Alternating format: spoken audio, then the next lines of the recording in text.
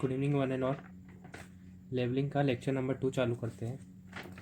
आज के लेक्चर में हम देखेंगे कि लेवलिंग कितने प्रकार से होती है। ठीक है, तो इसमें हम देखेंगे कि डायरेक्ट लेवलिंग के जो क्लासिफिकेशन है हम सबसे पहले उसके बारे में बात कर लेंगे। और यहाँ पर जब हम हाइट ऑफ इंस्ट्रूमेंट मेथड और राइज एंड फॉल मेथड के बारे में भी जानेंगे। ठीक है, अब सबसे पहले बात करते हैं सिंपल लेवलिंग क्या होती है। ठीक है, जब भी मुझे अपना जो इक्विपमेंट है उसकी एक ही सेटिंग की रिक्वायरमेंट रहती है।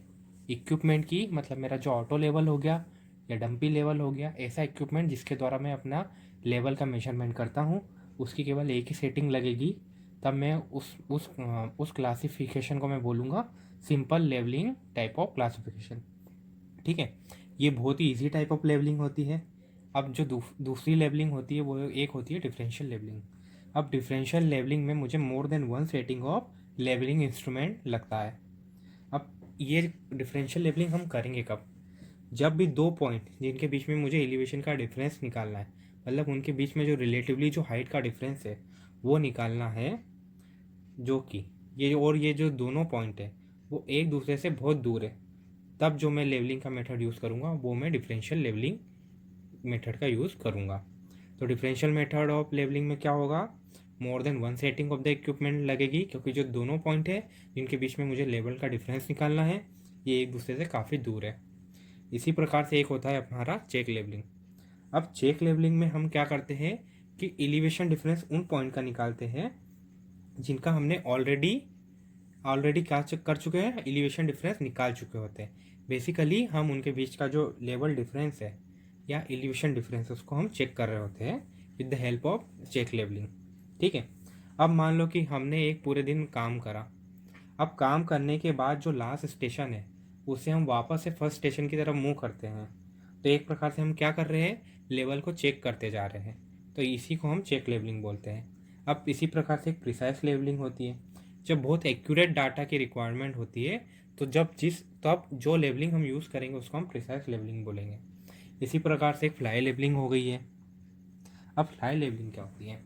फ्लाई लेवलिंग में हम क्या करते हैं, अप्रॉक्सीमेट एलिवेशन निकालते हैं डिफरेंस पॉइंट का। अप्रॉक्सीमेट, एक्यूरेट की बात नहीं कर रहा हूँ। प्रिसाइज में तो मुझे एक्यूरेट और प्रिसीजन को फॉलो करते हुए लेवलिंग करना है, लेकिन यहाँ पे मैं अप्रॉक्सीमेट एलिवेशन निकाल रहा हूँ।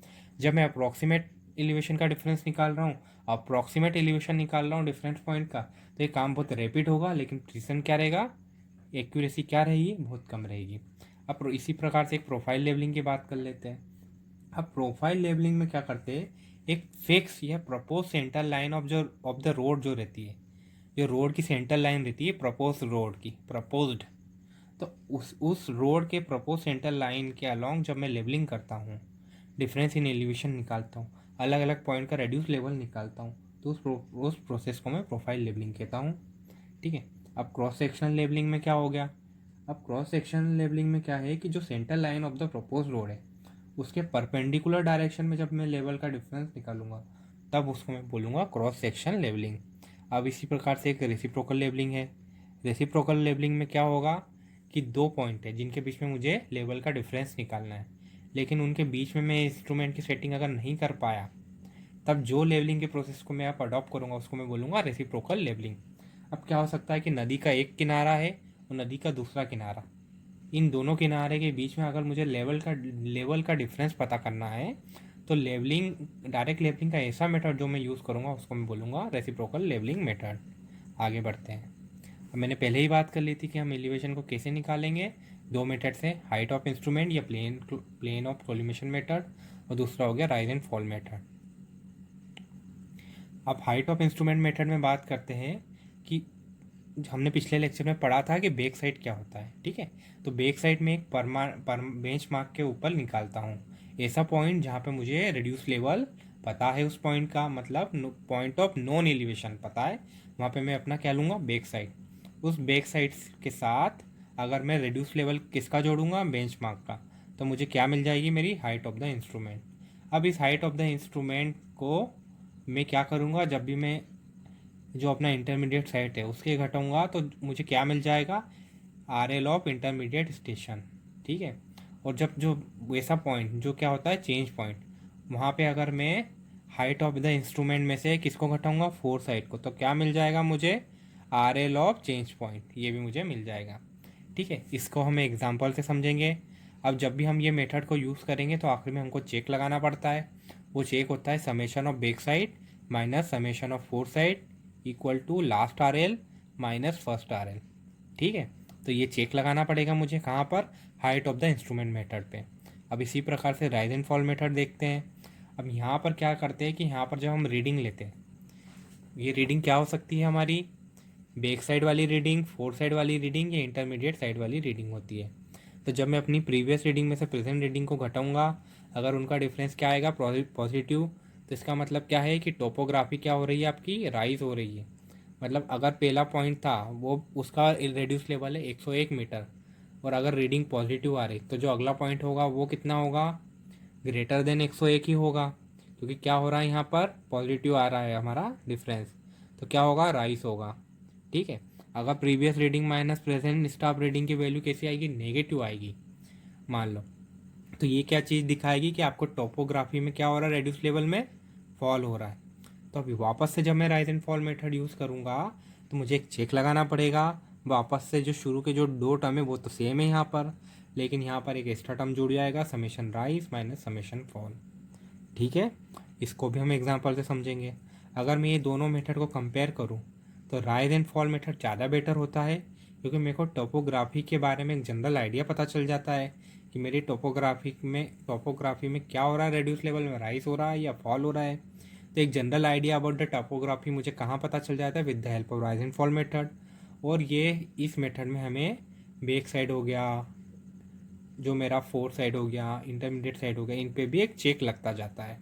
तो ये मेथड बेटर होता है किसके कंपेयर में, हाइट ऑफ इंस्ट्रूमेंट मेथड के कंपेयर में।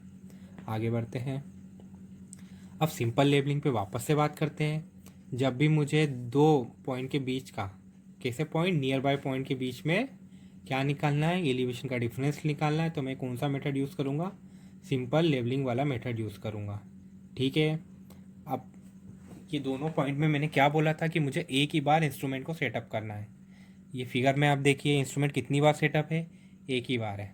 ठीक है, तो ये कौन सा मेथड हो गया, सिंपल लेबलिंग वाला मेथड हो गया। अब यहाँ पर मैंने ये बोला है कि बेंचमार्क कितने मीटर का है, 8 बेंचमार्क बेंचमार्क का एलिवेशन कितना है, 820 फुट। अब यहाँ पर जब मैं 820 है, ये क्या है मेरा रिड्यूस लेवल ऑफ बेंचमार्क, इसमें जब मैं अपना बैक साइड जोड़ लूँगा, बैक साइड कितना है मेरे पास 8.42, तो मुझे क्या मिल जाएगा, हाइट ऑफ द इंस्ट्रूमेंट। ये जो लाइन है ये वाली, ये मुझे क्या देगी, हाइट ऑफ द इंस्ट्रूमेंट देगी। या मैं इसको क्या बोल सकता हूँ, किसकी हाइट है ये, प्लेन ऑफ कॉलिमेशन की। जब मेरा लाइन ऑफ साइट क्या है, प्लेन ऑफ कॉलिमेशन की हाइट देगा, जब मेरा लाइन ऑफ साइट क्या है, हॉरिजॉन्टल। तो ये कितना हो गया, 820 प्लस 8.42, कितना आ गया ये, 828.42 फीट। तो ये मेरा हाइट ऑफ द इंस्ट्रूमेंट आ गया। अब इस हाइट ऑफ द इंस्ट्रूमेंट में से अगर मैं ये वाली रीडिंग घटाऊंगा 1.20, तो मुझे किसका एलिवेशन मिल जाएगा, इस पॉइंट का, कितना आ जाएगा, 828.42 माइनस 1.2, तो इस पॉइंट का मुझे एलिवेशन कितना मिल जाएगा, 827.22। तो अब यहाँ पर क्या हुआ, यहाँ पर ये क्या थी रीडिंग, बैक साइड वाली रीडिंग थी, लेकिन यहाँ पे जो सबसे आखिरी वाली रीडिंग थी वो क्या हो जाएगी, फोर साइड। तो यहाँ पर मुझे इंटरमीडिएट साइड लेने की आवश्यकता पड़ी, नहीं पड़ी। ठीक है, हो सकता है कि मुझे पड़ जाती, लेकिन यहाँ पे मुझे ज़रूरत नहीं पड़ी। तो ज़रूरी नहीं है कि इंटरमीडिएट साइड की रीडिंग लेने की आवश्यकता आपको पड़े ही, ऐसा भी हो सकता है कि आपको इंटरमीडिएट साइड की रीडिंग लेने की आवश्यकता नहीं पड़े। ठीक है, आगे बढ़ते हैं। अब बात कर लेते हैं डिफरेंशियल लेवलिंग की। ठीक है, जब दो पॉइंट एक दूसरे से बहुत दूर है और उनके बीच में अगर मुझे लेवल डिफरेंस निकालना है, तो जब मैं उस मेथड को जो यूज़ करूँगा उसको मैं क्या बोल सकता हूँ, डिफरेंशियल मेथड ऑफ लेवलिंग बोल सकता हूँ। ठीक है, अब दोनों पॉइंट बहुत दूर है तो मुझे लेवल की सेटिंग कितनी बार करनी पड़ेगी, एक से अधिक बार करनी पड़ेगी। यहाँ पर कितनी बार मैंने करी है, 3 बार करी है। ठीक है, अब देख लीजिए यहाँ पर, यहाँ बेंचमार्क का मैंने कितना एलिवेशन माना, 100 मीटर माना, और यहाँ पे बैक साइड कितना है, पहली रीडिंग क्या हो गई, बैक साइड। और बैक साइड कहाँ लेते हैं, जहाँ पर हमें एलिवेशन पता रहता है, मतलब आरएल पता होता है। अब यहाँ दूसरे पॉइंट दूसरी जगह पे तो मुझे एलिवेशन पता नहीं है, इन पॉइंट पे मुझे एलिवेशन पता है, इधर इधर इधर नहीं पता है, ठीक है, लेकिन इधर पता है। तो ये क्या हो गई, मेरी बैक साइड हो गई। तो 100 + 2.45 करूँगा मैं, 2.45 है मेरा बैक साइड। तो मुझे क्या मिल जाएगा, हाइट ऑफ द इंस्ट्रूमेंट कितना आ गया, वो 102.45। ठीक है, अब इसके बाद वाली रीडिंग देखेंगे तो कितना आ रहा है। यहाँ से देखने के बाद ये आ रही है 2.14 मीटर। अभी 2.14 मीटर क्या है मेरा, फोर साइड। किसके रेस्पेक्ट में बात कर रहा हूँ, इस इंस्ट्रूमेंट के। अब ये 2.14 को जब मैं किससे माइनस करूँगा, हाइट ऑफ द इंस्ट्रूमेंट से, कितना है मेरा हाइट ऑफ द इंस्ट्रूमेंट, 102.45। तो मेरा क्या आ जाएगा, RL@CP1 आ जाएगा।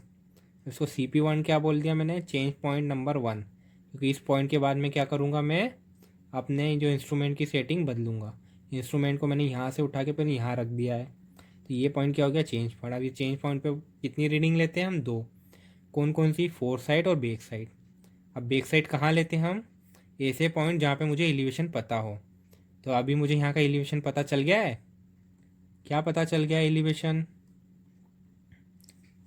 यहाँ पर है 100.31 है एलिवेशन। ठीक है, अभी 100.31 में से आप यहाँ बैक साइड को क्या करोगे, ऐड करोगे, तो हाइट ऑफ इंस्ट्रूमेंट पता चल जाएगा मेरे को। किसका हाइट ऑफ द इंस्ट्रूमेंट पता चल जाएगा, L2 पोजीशन पे जो इंस्ट्रूमेंट है उसका, L2 पोजीशन पे ये इंस्ट्रूमेंट है, इसका हाइट ऑफ द इंस्ट्रूमेंट पता चल जाएगा। कितना हो गया ये, 101.74 मीटर। ये हो गया इस पॉइंट पे हाइट ऑफ द इंस्ट्रूमेंट। अब यहाँ पे जो हाइट ऑफ द इंस्ट्रूमेंट में से वापस आप फोर साइड घटाएंगे, कितना है फोर साइड, 2.18। तो यहाँ पे मुझे रेड्यूस लेवल पता चल जाएगा। कितना आ जाएगा रेड्यूस लेवल, 99.56 मीटर। ये मेरा आ गया है 99.56 मीटर। ठीक है, अब क्या हो गया है, वापस से इसको मैं क्या बोल दूंगा, चेंज पॉइंट, क्योंकि यहाँ पे मुझे वापस से कौन सी रीडिंग लूँगा मैं, फोर साइड अभी मैंने लिया 2.18। अब वापस से बैक साइड लिया मैंने यहाँ पे, जब इंस्ट्रूमेंट को यहाँ सेटअप करा तो कितना आया, 1.38। अब ये 1.38 को जब मैं इसमें ऐड करूँगा कहाँ पे, रेड्यूस लेवल ऑफ CP2, जो कि मुझे मिल चुका है 99.56। तो इसको मैं जब इसमें ऐड करूँगा तो कितना आ जाएगा हाइट ऑफ द इंस्ट्रूमेंट। और हाइट ऑफ द इंस्ट्रूमेंट किस पोजीशन के हिसाब से मैं बात कर रहा हूँ, L3 पोजीशन के हिसाब से, तो वो कितना आ जाएगा, 100.94। ठीक है, अब ये 100.94 क्या हो गया मेरा हाइट ऑफ द इंस्ट्रूमेंट, जब मेरा इंस्ट्रूमेंट कहाँ पे था, L3 पोजीशन पे था। अब वापस यहाँ से मैं फोर साइड को घटाऊँगा, कितना है 1.54। तो मुझे RL ऑफ B पॉइंट पता चल जाएगा। ठीक है, अब RL ऑफ पॉइंट A कितना था, 100 मीटर, और RL ऑफ पॉइंट B कितना हो गया, 99.4 मीटर। तो इनके बीच में जो एलिवेशन का डिफरेंस है वो कितना हो गया, 100 - 99.4। तो कितना आ गया, 0.60 मीटर हो गया एलिवेशन का डिफरेंस। ठीक है,